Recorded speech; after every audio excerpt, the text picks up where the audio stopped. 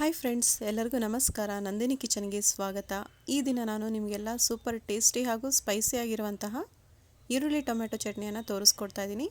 ಹಾಗಾದರೆ ಹೇಗೆ ಮಾಡ್ಕೋಬಹುದು ಈ ಟೊಮೆಟೊ ಚಟ್ನಿಯನ್ನು ನೋಡ್ಕೊಳ್ಳೋಣ. ನೋಡಿ, ಮೊದಲಿಗೆ ನಾನೊಂದು ಒಲೆ ಮೇಲೆ ಕಡಾಯಿ ಇಟ್ಕೊಂಡಿದ್ದೀನಿ. ಅದಕ್ಕೆ 1 ರಿಂದ 2 ಟೇಬಲ್ ಸ್ಪೂನ್ ಎಣ್ಣೆಯನ್ನು ಹಾಕ್ಕೊಂಡಿದ್ದೀನಿ. ಎಣ್ಣೆ ಸ್ವಲ್ಪ ಲೈಟಾಗಿ ಕಾದ್ಮೇಲೆ 1 ಟೇಬಲ್ ಸ್ಪೂನ್ ಉದ್ದಿನಕಾಳು ಹಾಗೂ 1 ಟೇಬಲ್ ಸ್ಪೂನ್ ಕಡಲೆಬೇಳೆಯನ್ನು ಸಹ ಹಾಕ್ಕೊಂಡು ಲೋ ಫ್ಲೇಮಲ್ಲಿ ಮಾತ್ರ ಇದನ್ನು ಹುರ್ಕೋಬೇಕು. ಹಾಗೆ ನೋಡಿ, ಇಲ್ಲಿ ನಾನು ಖಾರಕ್ಕೆ 2 ಬ್ಯಾಡಗಿ ಮೆಣಸಿನ್ಕಾಯಿನ ಹಾಕ್ಕೊಳ್ತಾ ಇದ್ದೀನಿ ಕಟ್ ಮಾಡಿಕೊಂಡು. ಹಾಗೆ ಗುಂಟೂರು ಮೆಣಸಿನ್ಕಾಯಿ 4 ರಿಂದ 5 ಹಾಕ್ಕೊಳ್ತಾ ಇದ್ದೀನಿ. ನೀವು ತಿನ್ನುವ ಖಾರ ನೋಡಿಕೊಂಡು ನೀವು ಹೆಚ್ಚು ಕಡಿಮೆಯನ್ನು ಹಾಕ್ಕೋಬೇಕಾಗುತ್ತೆ. ಹಾಗೆ ಇಲ್ಲಿ ನಾನು 1 ಟೇಬಲ್ ಸ್ಪೂನ್ ಜೀರಿಗೆಯನ್ನು ಸಹ ಹಾಕ್ಕೊಂಡಿದ್ದೀನಿ. ಇವನ್ನೆಲ್ಲ ನಾವು ಲೋ ಫ್ಲೇಮಲ್ಲಿ ಚೆನ್ನಾಗಿ ಹುರ್ಕೋಬೇಕು. ಹಾಗೆ ಅರ್ಧ ಇಂಚು ಚಕ್ಕೆಯನ್ನು ಸಹ ಹಾಕ್ಕೊಳ್ತಾ ಇದ್ದೀನಿ. ಇದನ್ನೆಲ್ಲ ಹಾಕ್ಕೊಂಡ್ಮೇಲೆ ಅರ್ಧ ಇಂಚು ಶುಂಠಿ ಹಾಗೂ 1 ಗಡ್ಡೆ ಸಿಪ್ಪೆ ಸುಲಿದ ಬೆಳ್ಳುಳ್ಳಿಯನ್ನು ಸಹ ಹಾಕ್ಕೊಂಡು ಇದನ್ನು ಸಹ ಫ್ರೈ ಮಾಡ್ಕೋಬೇಕು ಲೋ ಫ್ಲೇಮಲ್ಲಿ. ಹಾಗೆ ಕರಿಬೇವನ್ನು ಸಹ ಹಾಕ್ಕೊಂಡಿದ್ದೀನಿ. ನೋಡಿ, ಇದೆಲ್ಲ ಆದಮೇಲೆ 1 ದೊಡ್ಡ ಗಾತ್ರದ ಈರುಳ್ಳಿಯನ್ನು ಈ ಥರ ತೆಳ್ಳದಾಗಿ ಉದ್ದುದ್ದಾಗಿ ಕಟ್ ಮಾಡಿಕೊಂಡು ಹಾಕ್ಕೊಳ್ತಾ ಇದ್ದೀನಿ.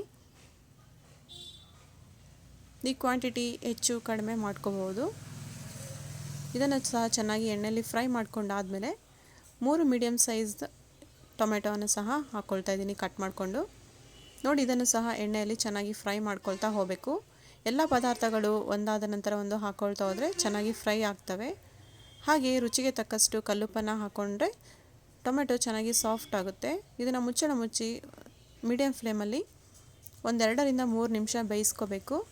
ನೋಡಿ, ನಾನಿಲ್ಲಿ ಒಂದು 4 ರಿಂದ 5 ಟೇಬಲ್ ಸ್ಪೂನ್ ನೀರನ್ನು ಹಾಕ್ಕೊಂಡಿದ್ದೀನಿ. ಹಾಕ್ಕೊಂಡು ಚೆನ್ನಾಗಿ ಫ್ರೈ ಮಾಡ್ಕೋಬೇಕು. ಟೊಮೆಟೊ ಸ್ವಲ್ಪ ಸಾಫ್ಟ್ ಆಗಿದೆ, ಇಷ್ಟಾದರೆ ಸಾಕು.